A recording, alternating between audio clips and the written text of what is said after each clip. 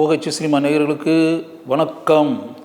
நினைத்ததை முடிப்பவன் இந்த பேரை நீங்கள் கேட்கும்போதே மக்கள் திலகம் எம்ஜிஆர் உங்களுடைய மனசில் வந்திருப்பார் அப்படின்ட்டு எனக்கு தெரியும். மக்கள் திலகம் எம்ஜி ராமச்சந்திரன் கதாநாயகனாக நடித்து 100 நாட்கள் ஓடிய திரைப்படம். அந்த திரைப்படம்தான் நினைத்ததை முடிப்பவன்.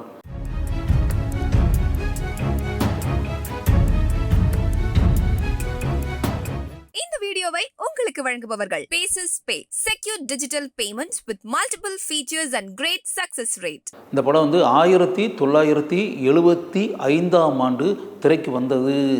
இந்த படத்துக்கு பின்னாடி ஒரு சுவாரஸ்யமான விஷயம் இருக்குது. என்ன அப்படின்னா, இந்த படம் ஒரு இந்தி படத்தினுடைய தமிழ் வடிவம்.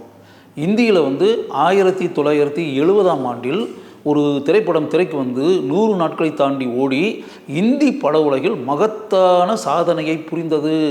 அந்த திரைப்படத்தினுடைய பேர் சச்சா ஜூட்டா. சச்சா ஜூட்டா.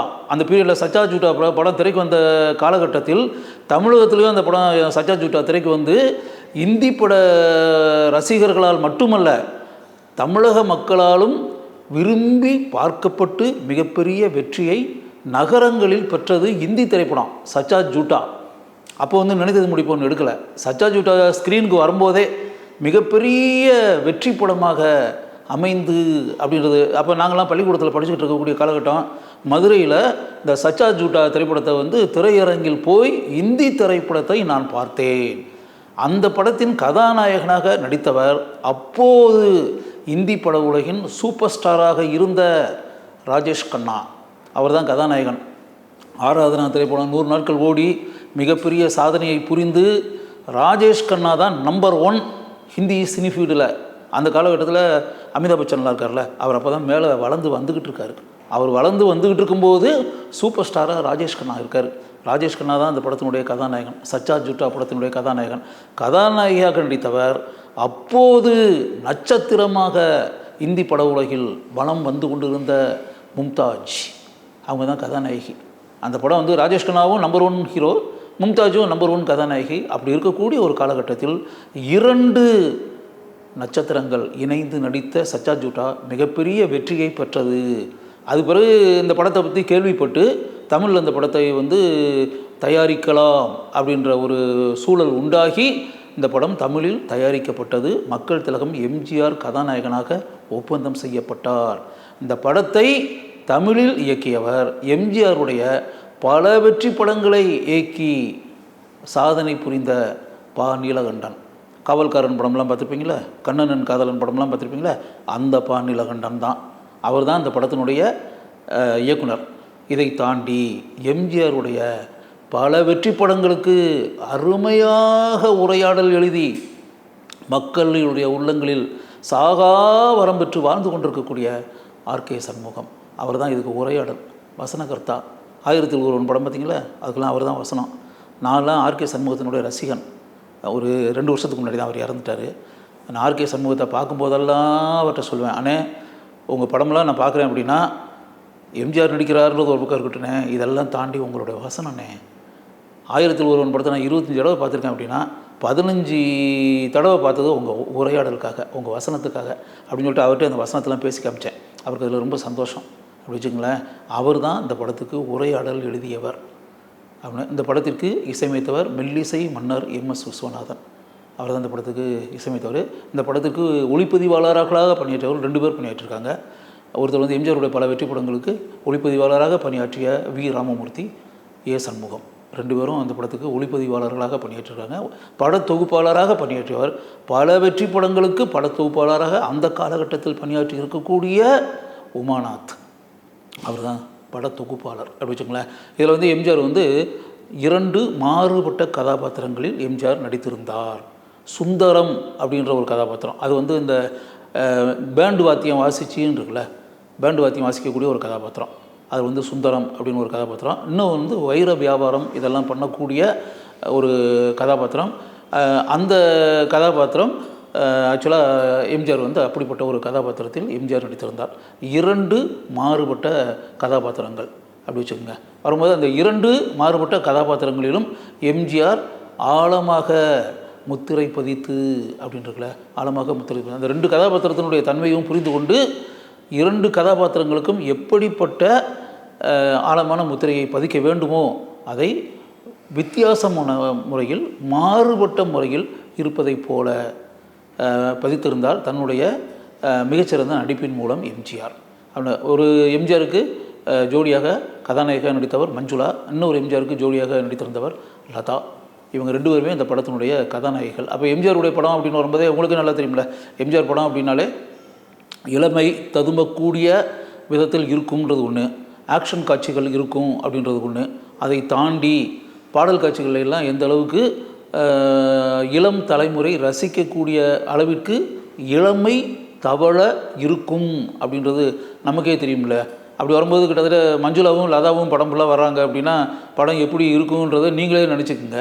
எம்ஜிஆர் வந்து பாடல் காட்சியில் வந்து மஞ்சுளா கூட டூயட் பாடும்போது ஒரு எம்ஜிஆர் வந்து எந்த அளவுக்கு இளமை தவள நடனம் ஆடி இருப்பார் அப்படின்றது நீங்களே யோசித்துக்குங்க.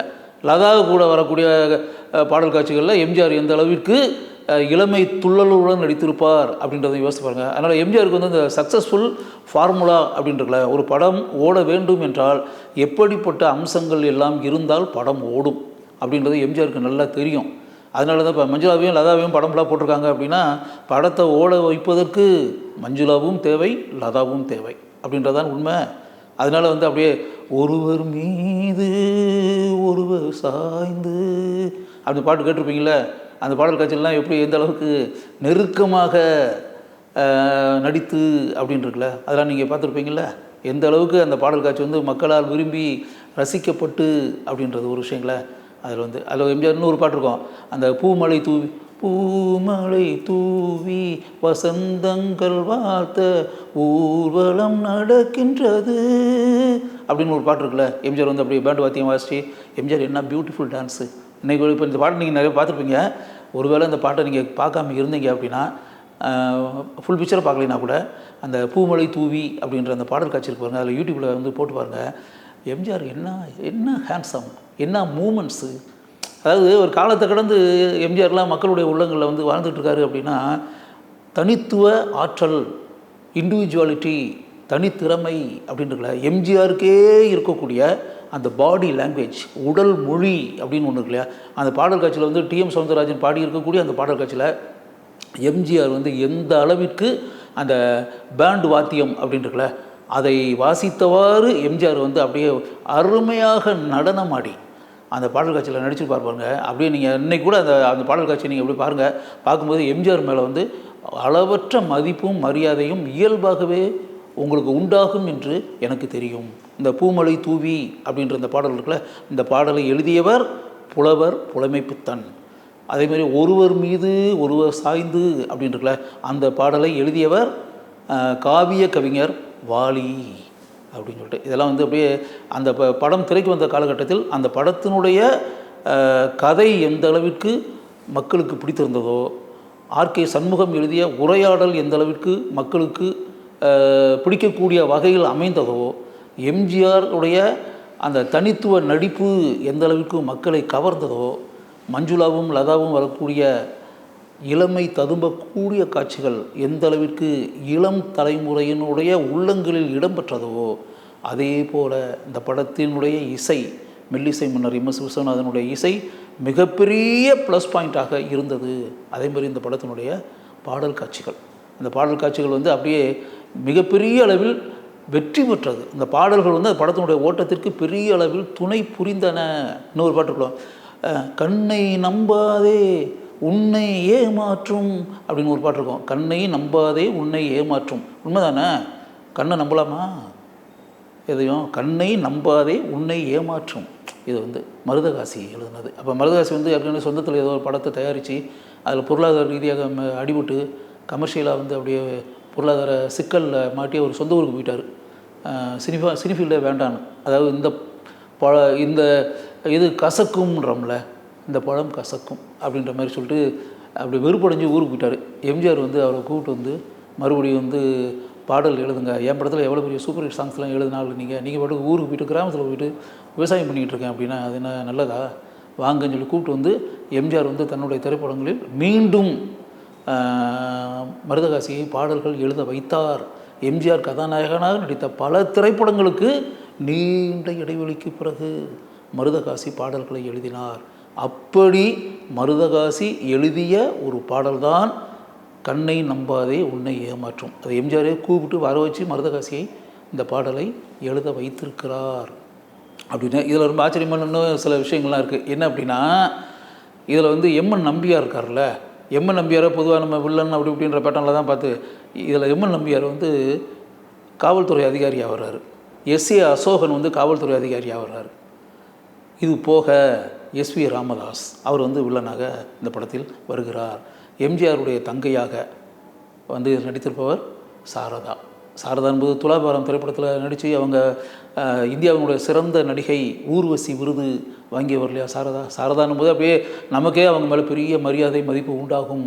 நடிகர்களும் சிவாஜி கணேசனுடைய மகளாக ஞான ஒளி திரைப்படத்தில் நடித்து எந்த அளவிற்கு ஆழமான முத்திரையை சாரதா பதித்தார் அப்படின்றது தெரியுமில்ல. இந்த படத்திலுடைய எம்ஜிஆருடைய அன்பு தங்கையாக சாரதா, அதாவது ஃபிசிக்கலி ஹேண்டிகேப்டு. நீங்கள் அந்த பூமலை தூவி சாங்கிலே பார்க்கலாம். அவங்க வந்து அந்த இதை வந்து கையிடுக்கில் வந்து அந்த வாக்கிங் ஸ்டிக் அதை வச்சு அப்படியே விந்தி விந்தி நடந்து வந்து ஒரு பரிதாபத்தை வர வைக்கக்கூடிய கனமான கதாபாத்திரம் சாரதா ஏற்று நடித்த கதாபாத்திரம். அந்த கதாபாத்திரத்தில் வந்து நடிக்கக்கூடிய நடிகை வந்து மிகச்சிறந்த ஒரு நடிப்பு திறமை உள்ள நடிகை தான் வேண்டும் அப்படின்ற மாதிரி நினச்சி அந்த கதாபாத்திரத்திற்கு சாரதாவை ஒப்பந்தம் செய்திருந்தார்கள் அப்படின்னு சொல்லிட்டு. அதனால் வந்து சச்சா ஜூட்டா இந்தி திரைப்படம் எந்த அளவிற்கு வட இந்தியாவில் ஆட்சி செய்து மக்களுடைய உள்ளங்களில் காலத்தை கடந்து நின்று கொண்டிருக்கிறதோ, அதே போல் எம்ஜிஆர் கதாநாயகனாக நடித்த நினைத்ததை முடிப்பவன் திரைப்படம் தமிழகத்தில் மக்களுடைய வரவேற்பை பெரிய அளவில் பெற்று 100 நாட்களை தாண்டி ஓடி மிகப்பெரிய சாதனையை புரிந்தது. அந்த படத்தினுடைய பாடல்கள் அந்த படத்தினுடைய ஓட்டத்திற்கு மிகப்பெரிய பங்கு வகித்தன. அதனால் காலங்கள் கடந்து ஓடி போச்சு. இத்தனை ஆண்டுகளுக்கு பிறகு அப்படின்னு வரும்போது இந்த படம் சம்மந்தப்பட்ட பலரும் இன்றைக்கி உயிருடன் இல்லை. நிறைய பேர் இறந்துட்டாங்க. இந்த படத்தினுடைய கதாநாயகனாக நடித்த மக்கள் தலைவர் எம்ஜிஆர் இன்றைக்கி இல்லை. அதே மாதிரி இந்த கதாநாயகிகளில் ஒருவரான மஞ்சுளா இன்றைக்கி இல்லை. படத்தினுடைய இயக்குனர் பா நீலகண்டன் இல்லை. படத்துக்கு இசையமைத்த எம் எஸ் விஸ்வநாதன் இல்லை. அதனால் இதில் வந்து பல பேர் நம்மை விட்டு பிரிந்து சென்று விட்டார்கள். எஸ்ஏ அசோகன் இல்லை, ஆர்எஸ் மனோகர் இல்லை, எஸ்வி ராமதாஸ் இல்லை.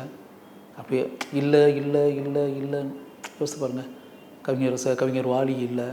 அப்படி இத்தனை ஆண்டுகளுக்கு பிறகு 1975 திரைக்கு வந்து சாதனை புரிந்த நினைத்ததை முடிப்பவன் என்ற மக்கள் திலகம் எம்ஜிஆர் நடித்த திரைப்படத்தை பற்றி நீங்கள் அவசியம் தெரிந்து கொள்ள வேண்டும் என்பதற்காகவே இங்கு நான் இதை கூறுகிறேன். இந்த வீடியோ உங்களுக்கு பிடிச்சிருந்தா லைக் பண்ணுங்க, ஷேர் பண்ணுங்க, கமெண்ட் பண்ணுங்க. மறக்காம OH சினிமா சேனலுக்கு சப்ஸ்கிரைப் பண்ணுங்க.